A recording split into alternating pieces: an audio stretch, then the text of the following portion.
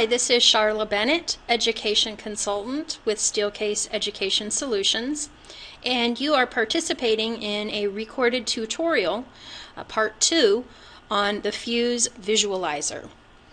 In this recording, we'll be covering some of the basic functions and tool buttons on the Fuse Visualizer.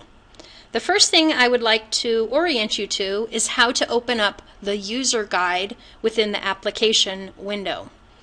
To launch the application window, you need to press the Power On button on the Fuse Visualizer itself. You can also power on the Fuse Visualizer using the Eno driver within your icon tray and selecting Turn on Fuse. Once you have turned the Fuse camera on, you'll see an image of whatever is underneath the camera lens.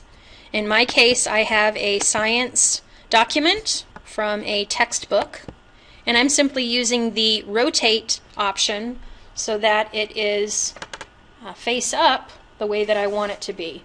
You could also manually rotate the image, just turning the paper around. Whichever preference you have for orienting the image is your choice. The user guide, as I had mentioned, is located underneath the Help tool. It's a little question mark within the tool icon strip. And a definition of the function of all of these tools is located on page 9 of the user guide. So you can either print out this user guide, or if you want to save it somewhere on your computer workstation, you'll always have it accessible underneath that question mark icon as well. Another tool available on the Fuse camera is the AF button, which stands for autofocus. So some tips and strategies for adjusting the focus of the image once you have the image underneath your Fuse camera is you can move the lens or the camera head so that you get the image that you're hoping to capture within view. When you press autofocus, you'll notice the clarity of the document is dramatically improved. Anytime you move the image that is underneath your camera, or you move the camera itself, you're going to want to use the autofocus button. I just get into the habit of pressing autofocus rather frequently when I'm using the Fuse application. The next tool functionalities I'd like to discuss with you are the Capture button and the built-in LED light. Now, the Fuse is designed to operate ideally in an ambient light situation or an ambient room light. If you're working in a severely darkened room, you may need to utilize the built-in LED light.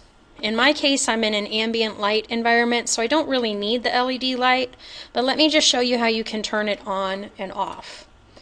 You can turn the light on by pressing the light bulb within the tool application. You can also press the light bulb on the base of the Fuse camera itself, or the light bulb on the magnetic icon strip using your Eno stylus. All three of those actions will have the same result. And when you want to turn the light off, you just click on the light bulb again. Let's talk about the Capture a Snapshot tool. Okay, so that is the camera icon, which is on all three environments. So your software application, the Fuse camera itself, and the magnetic icon strip.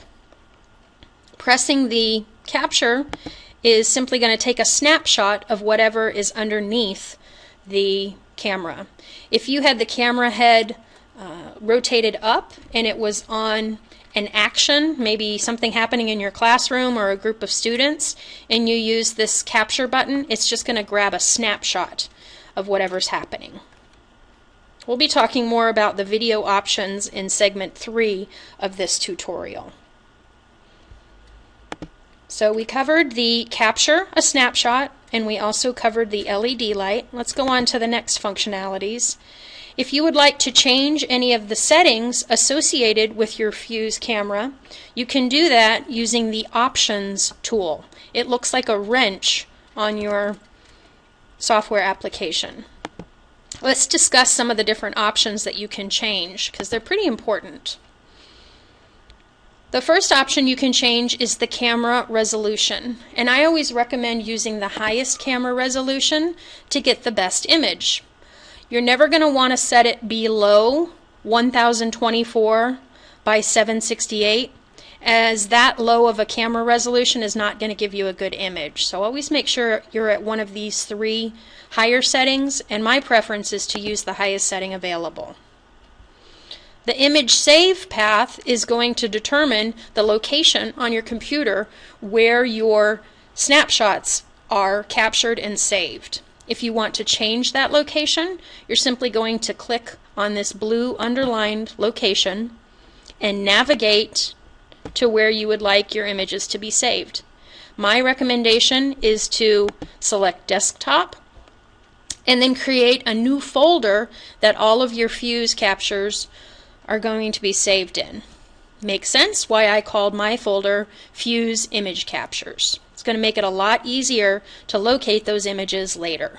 Another option you have is the type of file. So different users have different preferences for what type of file they want their images saved as. Some prefer PDF, other people would prefer a bitmap or a JPEG. That's going to be up to you as the user. Underneath base file name, you'll see that my file name is going to be called Fuse, and then the date and time is also going to be recorded in my file names because I have a radio button next to use date and time in file names. If you'd prefer to use a sequential number, you have that option. I do not recommend overwriting existing files because then you're just going to be capturing an image and overwriting your previous image every time.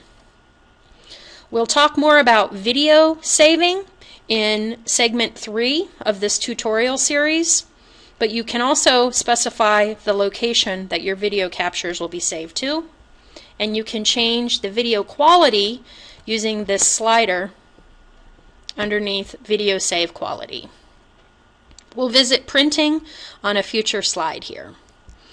Automatic update check will allow your computer to check and see if there's an updated version of the Fuse driver or of Fuse firmware. So if you have that box checked, next time you start your computer, if there's an update available, it will notify you.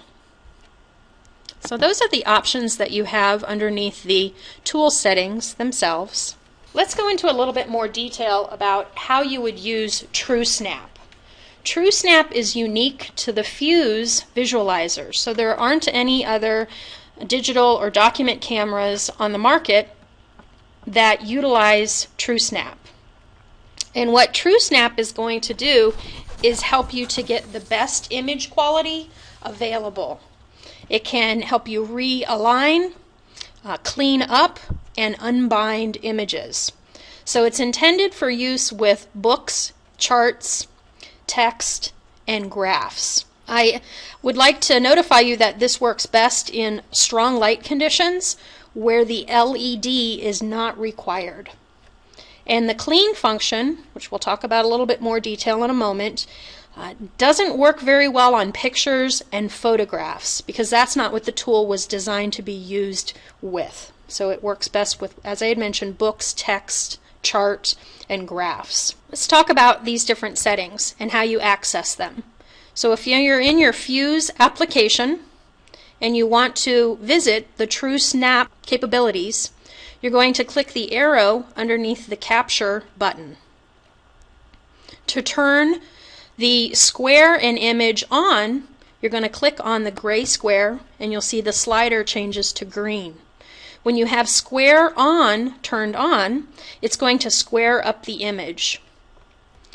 The second option is your clean option. Some people call this the recolor because what it's going to do is assign one of 5 colors to make text more legible. So this does not work well with photographs, just to reiterate. The third option for TrueSnap is to unbind. So if you have an open textbook and you want to take the seam out of the middle of the textbook to flatten the curve of the book, you can turn the unbind option on. So those are some of the different settings that you can decide on for TrueSnap. To turn all of the TrueSnap capabilities back off, you just click on the buttons until they're gray. Another option is to use the reset button. That will turn off all the TrueSnap capability. Some other tips that I have for you when you're using the unbind feature, it's required that you have 3 full edges of the book that you're trying to capture visible within the camera view. That's going to help it to calculate the process.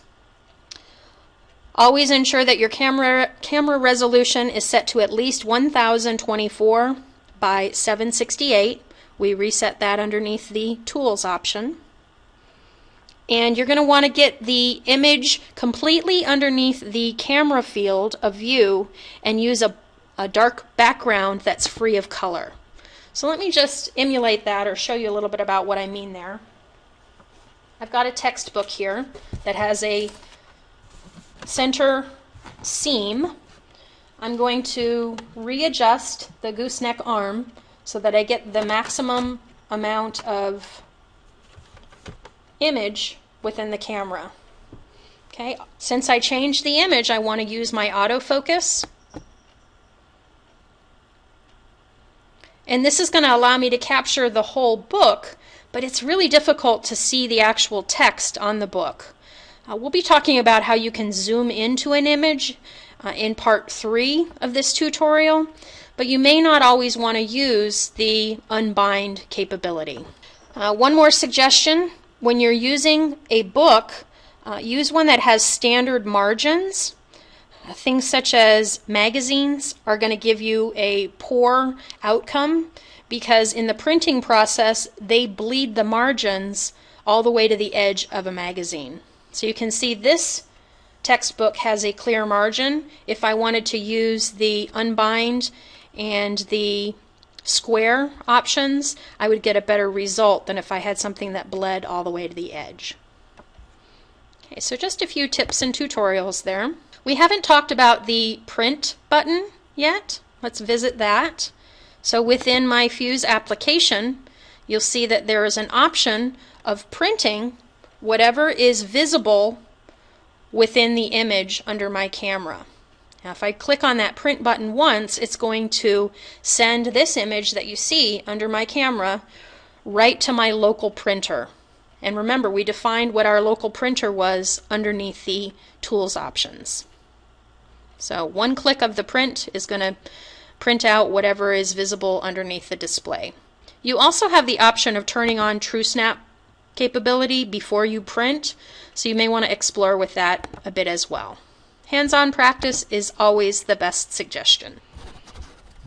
Okay, as we wrap up this Part 2 tutorial, I wanted to explain how you can deselect or turn off TrueSnap options.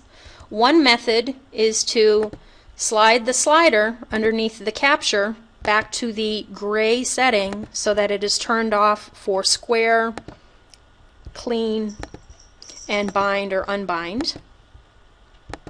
Another way to reset the TrueSnap capability is to utilize the reset button. I'm hovering over that now.